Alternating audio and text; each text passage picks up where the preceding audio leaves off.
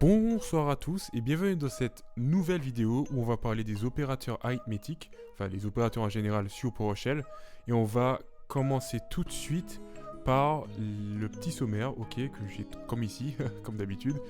Comme d'habitude, cette vidéo sera basée sur un article que moi-même j'avais déjà fait, qui est sur le site modernworkplace.fr. Et le titre c'est Opérateur PowerShell, ok, partie 1.2.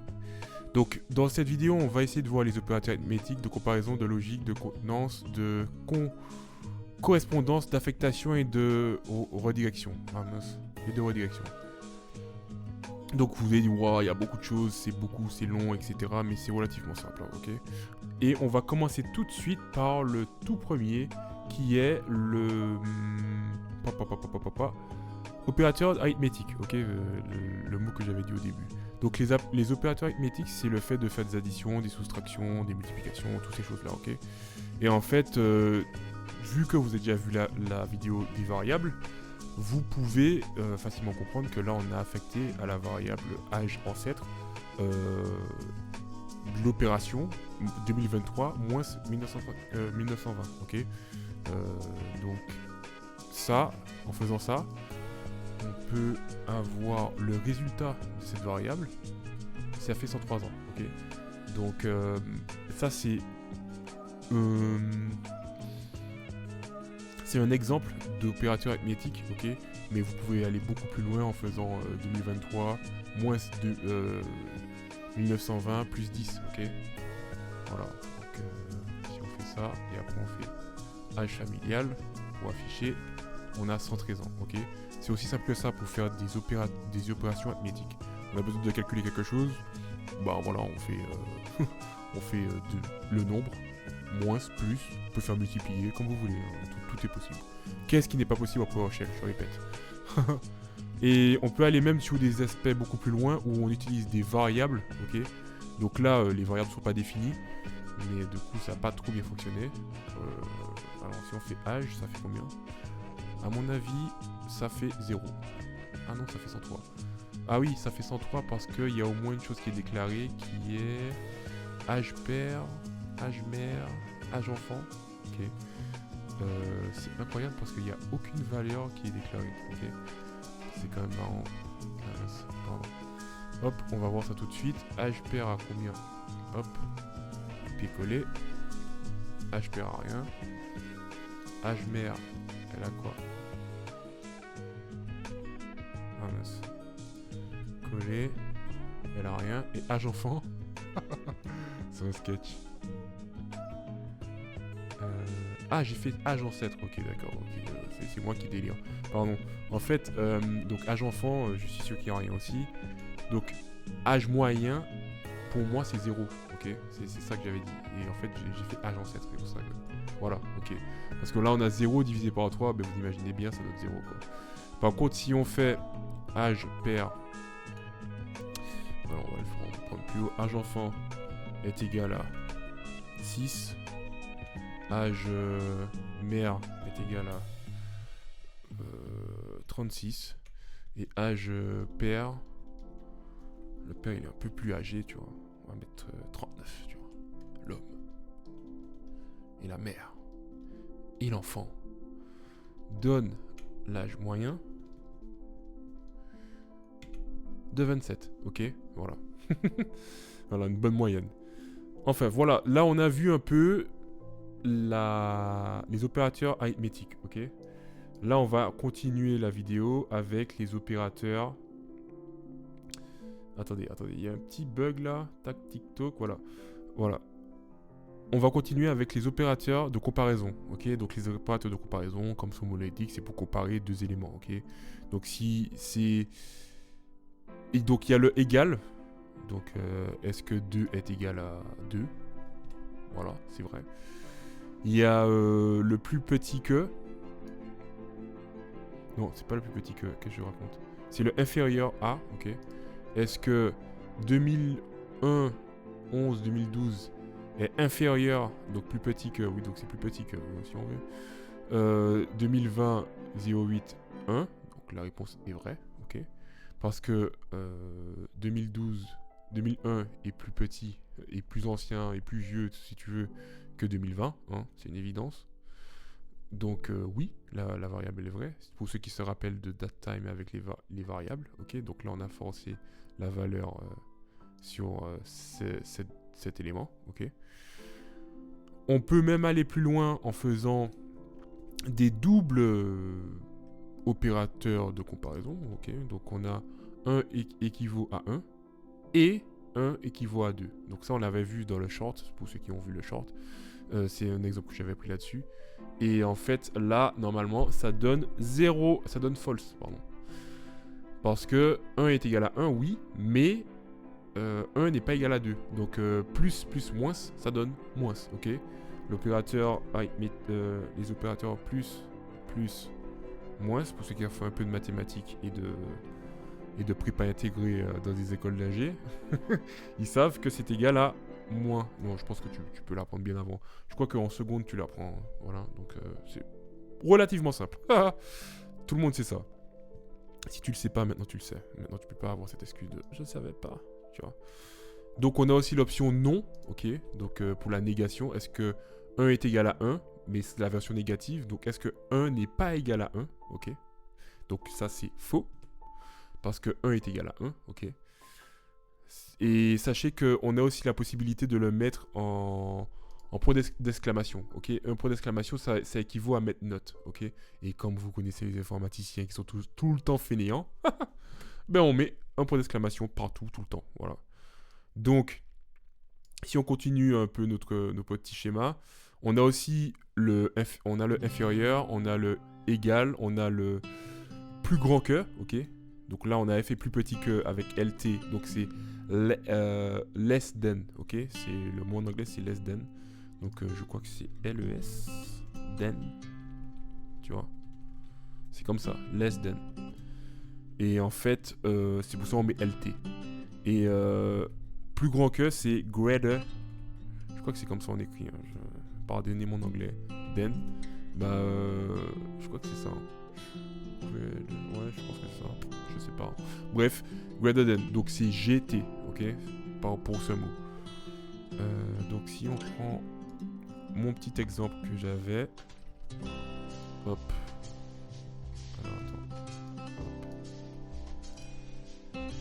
Pour essayer et pour voir si mon âge, si je suis majeur. Donc là on va prendre âge enfant. Pour voir si l'enfant est majeur. Donc normalement, est-ce que l'enfant est plus grand que 18 ans, ok, plus grand que, GE, non, normalement c'est non. Donc est majeur, oui ou non, false, ok. Et maintenant si on reprend pour l'âge du père, ok, est-ce qu'il est plus grand, est-ce qu'il est majeur? Oui, parce qu'il est plus grand que 18 ans, ok. C'est aussi simple que ça, voilà. Donc ça, c'est les opérateurs de comparaison. Il existe aussi la possibilité de faire, si on veut, sur des chaînes de caractères. Donc si on fait par exemple hello, comme ça, yes, hello, équivaut à hello. Ça c'est vrai, ok. Ça c'est vrai, parce que c'est la même chose, même si il y a une majuscule et une minuscule. La même manière dont on peut mettre hello comme ça, c'est vrai aussi, ok. Il y a exactement les mêmes chaînes de caractères.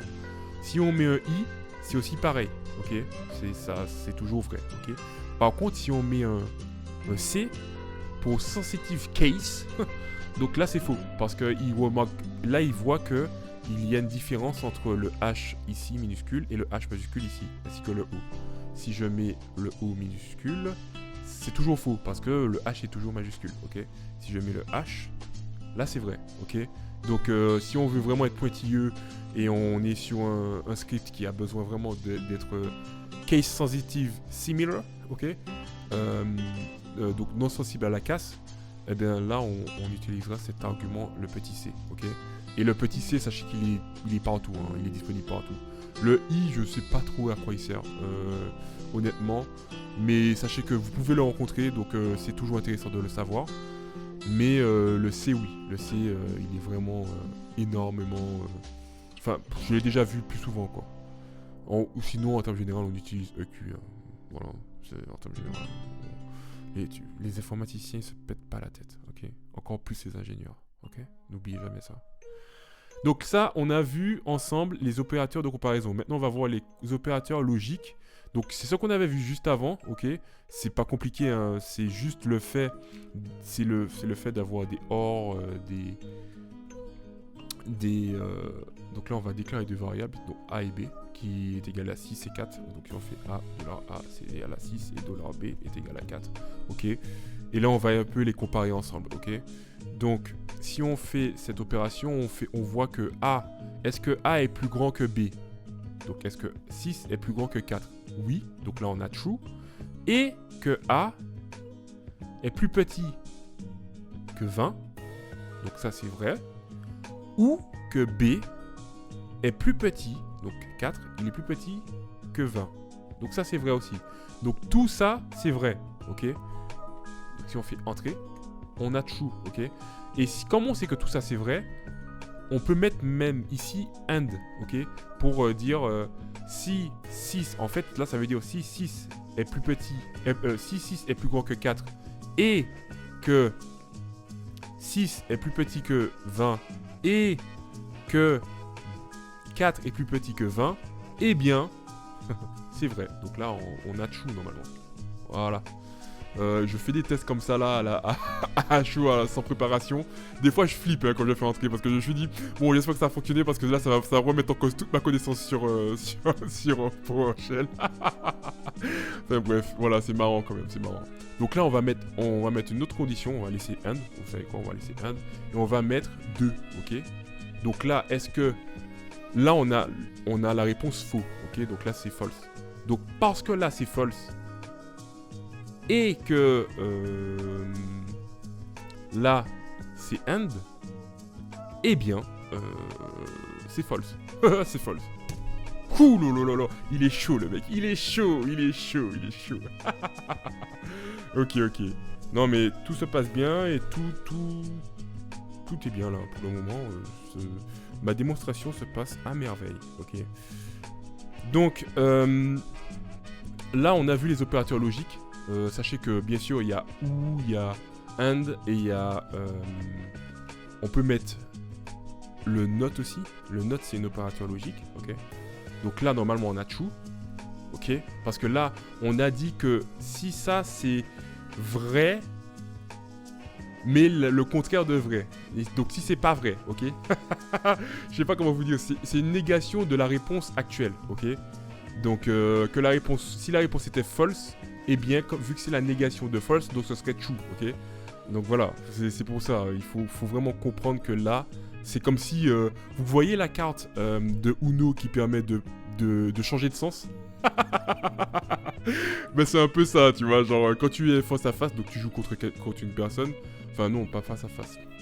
Mais bref, tu vois l'idée. Le truc, c'est qu'au lieu d'aller dans le bon sens, ça va dans l'autre sens. Ok, voilà. C'est voilà pour la carte Uno, pour ceux qui savent. Et si t'as jamais joué d'Uno, ben vraiment, apprends même pas PowerShell, quoi. Vraiment, c'est bon. Ok, on continue avec l'autre point qui sont les opérateurs de contenance. Donc, en fait, là, ce qu'on va faire, c'est on va essayer de voir si une valeur contient une valeur définie, ok? Voilà. Et pour ça, c'est très simple. On va prendre l'exemple d'un fruit qui est de la pomme, ok? Donc on a notre variable et la valeur de la variable. Et on va essayer de voir si ce fruit contient... Il est dans la liste suivante, ok? Donc là, la liste, commence par pomme, banane, orange, ok? Donc si la liste, si la pomme attends, comment dire ça? Si la variable fruit qui est égale à pomme est dans la liste où il y a pomme, banane et orange, eh bien, c'est vrai, ok? Parce que je l'ai dit, ok, pomme, je l'ai dit. Par contre, si maintenant, au lieu de pomme, on a poire, eh bien, là, c'est false, ok? Logiquement. D'accord? Et ça, c'est la même chose. Ça, c'est les variables de contenance. Donc, on peut utiliser int. On peut utiliser contain. Ok?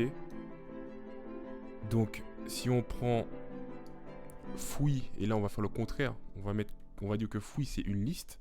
Donc si on fait fouille, on a pomme, d'accord, le manque de respect total. En fait non, en fait c'est fouille avec S, donc voilà, vous voyez la différence, il y a fouille avec S. Ça c'est le genre de type, ça c'est une erreur typique de développeur ou d'un ingénieur. Hein. Le mec qui a fait une variable fouille, après il a fait une variable fouille avec S. Voilà, ça c'est un truc hyper chiant.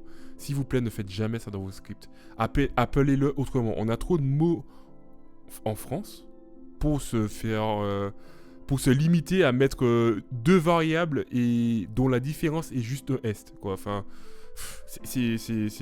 non, mais c'est pas possible. Oh là là. Non, mais voilà, vous voyez l'idée. Et en fait, en ayant cette liste, on peut faire l'opérateur de comparaison contain, ok, qui est comme ça, ok, tout simplement. Et là, on va dire ce que dans la liste fouille, ici, il contient banane, ok. Donc là, c'est true, ok, voilà. C'est aussi simple que ça, c'est pas compliqué. Donc on a contain, on a no contain, ok. Donc là, c'est false, parce que il y a banane dedans, donc il va te dire que c'est faux. Est-ce que dans la liste fouille... En fait, là, ça veut dire en français, est-ce que dans la liste fouille, le mot banane n'est pas dans cette liste? Bah non, il est dans cette liste, donc t'as menti, donc voilà, c'est faux. Voilà. Ok. Donc on a contain, no contain, on a in, on a not in aussi, ok. Donc là, pour not in, ce serait plutôt... Comment je peux faire ça? Ouais, voilà. In, tac. Rappelons-nous que fouille c'est pomme, ok. Donc si fouille est dans ça, ben c'est faux. Parce que pomme, il n'y a pas pomme dans la liste, ok. Et si il n'y est pas, donc on peut mettre not in, et là on a vrai, ok, tout simplement. C'est aussi simple que ça, c'est très simple, hein, vraiment, jusqu'à là, vous pouvez pas dire que je vous ai perdu. Vraiment, je veux pas entendre ça, je ne peux pas entendre ça. Donc là, on a vu les opérateurs de contenance.